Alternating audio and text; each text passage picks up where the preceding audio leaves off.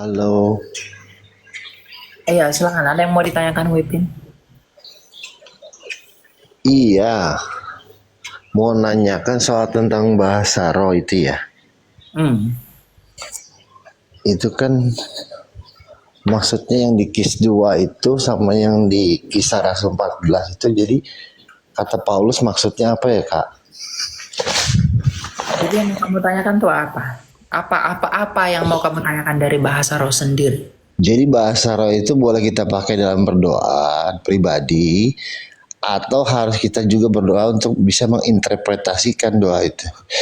Lalu saya ingin tahu juga the Gospel of Thomas. Injil Thomas itu kata seorang profesor yang seorang evangelis juga, yang kebetulan profesor kesehatan ya. Kalau bisa mengetahui interpretasi Injil of Thomas, kata dia ada roh kebenaran dalam dirimu. Betul nggak sih Kak? Oke. Thank you. Yang pertama saya mau cari ayat bahasa roh dulu ya.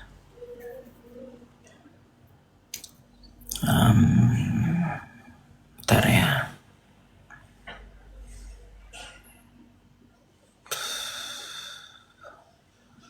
Bahasa roh dalam satu satu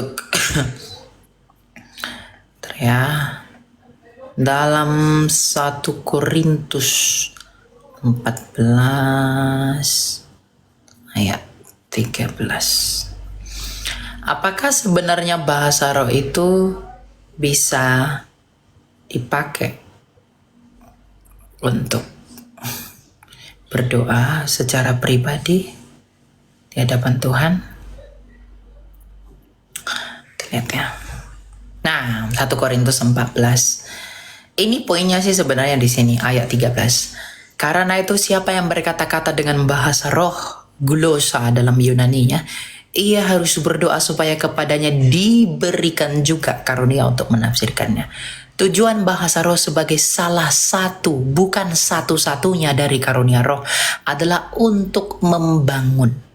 Karena Roh Kudus itu keluar dari Bapa setelah Kristus adalah untuk memeteraikan kita dan untuk apa? Untuk menginjili. Makanya dalam Kisah Rasul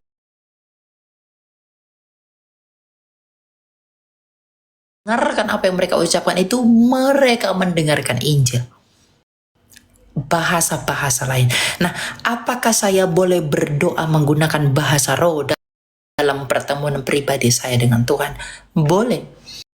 Untuk mengajar orang lain juga daripada beribu-ribu kata dengan bahasa roh. Di Rasul Paulus bilang, lebih baik bagiku menggunakan sedikit kata manusia yang bisa dimengerti daripada beribu-ribu kata dalam bahasa roh dalam pertemuan jemaat. Karena itu tadi, kalau kamu berbahasa roh di pertengahan jemaat, tapi tidak ada yang mengerti dan kamu tidak menafsirkan bahasamu itu, siapakah yang dibangun oleh karenanya? Gak ada. Jadi boleh digunakan dimanapun selama kamu bisa menafsirkannya dan kamu mengutarakan tafsirnya itu kepada mereka yang mendengarkan itu, maka mereka akan dibangun. Nah, yang kedua mengenai Injil Thomas. Injil Thomas itu adalah Injil Gnostik. Bukan Thomas yang menulis karena datangnya pun bukan di abad yang ada Thomasnya. Ya, jadi itu kitab pseudo, kitab palsu. Gak ada yang percaya itu karena di dalam Injil Thomas itu mengandung ujaran kebencian kepada Kristus. Dan mungkinkah Thomas itu membenci Yesus? Kan enggak. Gitu. Makanya gereja membuang kitab Thomas dalam pengertian bukan membakarnya, tapi gereja secara jujur itu mengatakan ini loh ada yang palsu, tapi nggak disembunyikan, ditunjukkan kepada publik, diuji, tetapi tidak dimasukkan ke dalam kanon kitab suci sebagai firman Allah. Karena isinya bertentangan dengan rasul-rasul Kristus yang lainnya. Gitu. Oke Kak, thank you. Jadi Injil of Thomas itu, the Gospel of Thomas itu eh, arti di belakangnya apa interpretasinya kalau boleh tahu? Ya itu kebencian aja kepada Yesus isinya. Tapi ada ujaran kebenciannya di situ. Banyak sekali, ratusan ujaran kebencian di Injil Thomas itu. Oh, Penghujatan. jadi nggak perlu dipelajari ya Kak. Nggak perlu. Thank Gereja you. kan udah menolak itu. Gitu, ya. Oke, thank you. Tuhan Oke. berkati. Cuma di Injil Thomas itu ujaran kebenciannya itu tidak eksplisit tapi implisit dengan memelesetkan apa yang Yesus ucapkan agar seolah-olah itu Yesus yang ucapkan tapi bertentangan dengan apa yang ada di dalam 4 Injil sinoptik yang ditulis oleh Markus, Lukas, Yohanes dan juga Matius. Gitu. Ya begitulah ya. Jadi kalau kita itu kalau kita itu bertanya-tanya mengapa sih sekarang tuh banyak iman Kristen tuh diserang. Oh, dari dulu pun banyak. Malah dari dulu tuh lebih parah serangannya. Gimana serangannya? Dengan membuat kitab-kitab palsu seperti itu. Itu lebih parah itu. Gitu, ya. Lebih parah itu.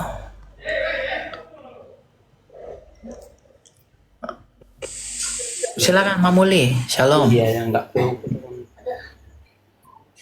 Halo Mamuli. Makmuli atau Mamuli itu ya atau apa ini? Loh, saya nggak ini loh. Oh enggak ya. Silakan Dandi.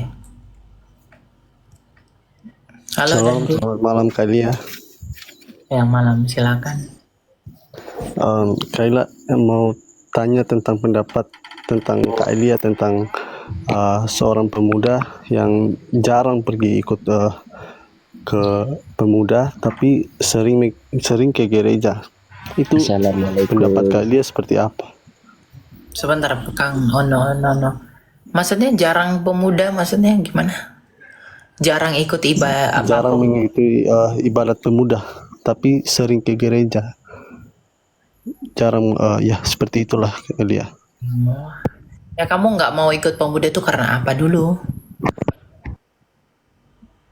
Ada teman saya yang jarang pergi ke pemuda, mau ajak ke pemuda tapi nggak mau, maunya ke gereja saja. Itu pendapat Kailia Nggak masalah seperti itu. apa? Nggak masalah itu. Itu tidak krusial. Apakah wajib? Apakah wajib ke ibadat pemuda dalam Ada dikatakan Kekristenan? wajib. Nggak ada dikatakan wajib ke pemuda, tapi ke gereja itu ya haruslah. Jadi kalau dia ke gereja nggak ke pemuda ya itu urusan dia. Kenapa dia nggak ke pemuda? Gitu. Itu ya. Assalamualaikum Pak. Dan pergi silahkan. Baik, terima kasih.